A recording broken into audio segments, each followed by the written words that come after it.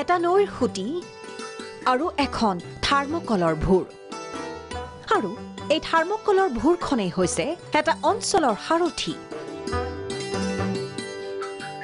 হাতৰ মুঠিতেই জীৱনটোলৈ পাৰ হয় এই সকল লোক কণ কণ ল'ৰা ছোৱালীৰ পৰা বয়োজ্যেষ্ঠ লোকলৈকে সকলোৰে ভৰসা এই থাৰ্মকলৰ ভূৰখন এয়া ধুবুৰী দুৰাহাটী গাঁৱৰ দৃশ্য 20 বছৰ পূৰ্বেই কালজেবাৰ আৰু দুৰাহাটীৰ মাজত থকা পথটো গৰাখহনীয়াত নিশ্চিহ্ন হৈ পৰিছিল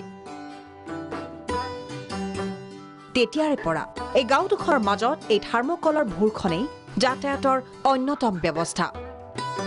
অৱশ্যে থাৰ্মকলৰ ওপৰতেই কেইডালমান বাঁহেৰে উন্নত কৰি লৈছে ভূৰখন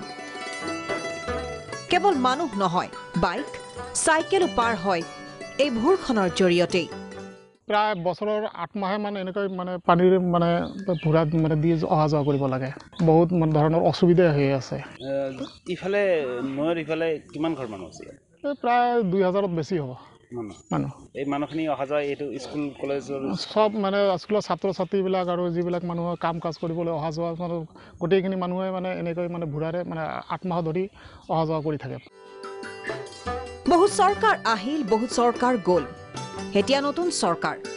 নতুন সংকল্পৰে আৰম্ভ কৰিছে উন্নয়নৰ কাম